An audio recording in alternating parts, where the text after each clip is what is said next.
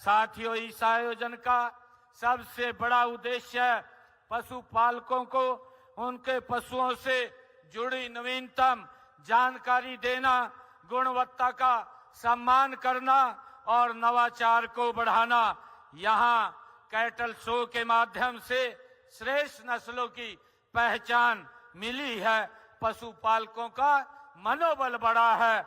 नई पीढ़ी को पशुपालन को सम्मानजनक एवं लाभकारी व्यवसाय के रूप में देखने की ये नई प्रेरणा मिली है।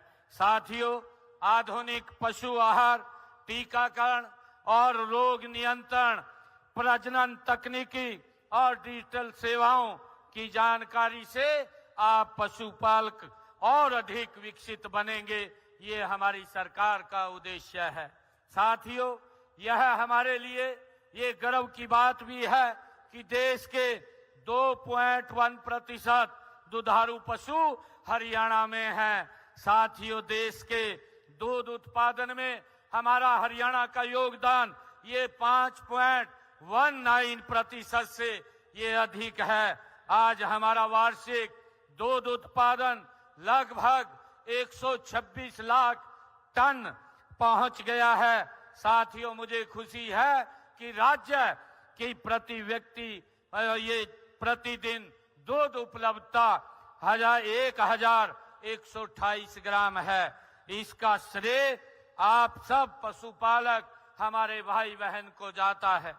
साथियों, आज हम देश के यशस्वी प्रधानमंत्री आदरणीय नरेंद्र मोदी जी के कुशल नेतृत्व में आत्मनिर्भर भारत के संकल्प के साथ हम हरियाणा को गति से आगे बढ़ा रहे हैं।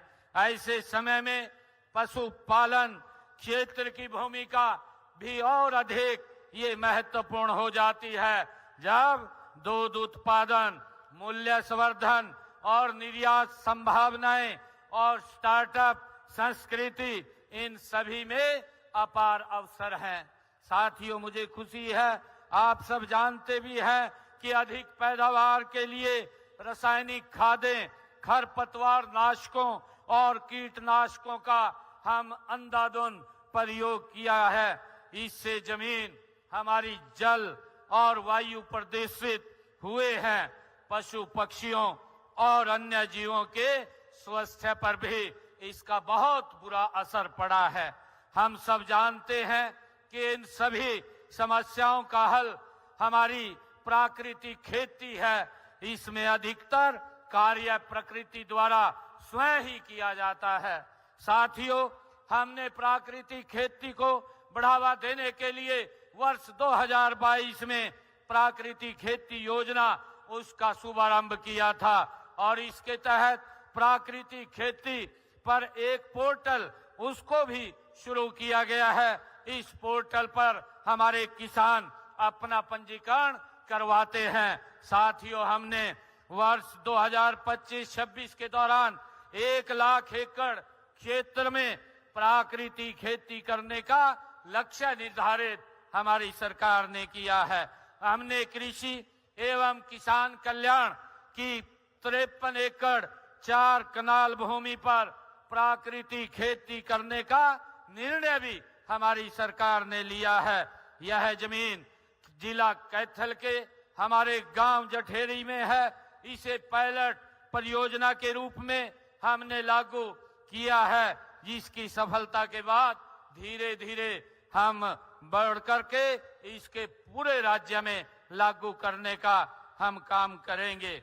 साथियों, हमने प्राकृतिक खेती अपनाने हेतु प्रशिक्षण प्रदान करने के लिए यहाँ कुरुक्षेत्र में ही हम सब जानते हैं कि गुरुकुल में आचार्य देवव्रत जी उनके तत्वाधान में और जींद के हमेठी और सिरसा में मंगियाना और करनाल के ग्रहोंडा में हमारे किसानों को ये प्रशिक्षण दिया जाता है। साथियों, गुरुकुल कुरुक्षेत्र के प्रशिक्षण केंद्र में प्रगतिशील किसानों को प्रशिक्षण देने के लिए हमने सलाहकार, राज्य सलाहकार की भी नियुक्ति की गई है।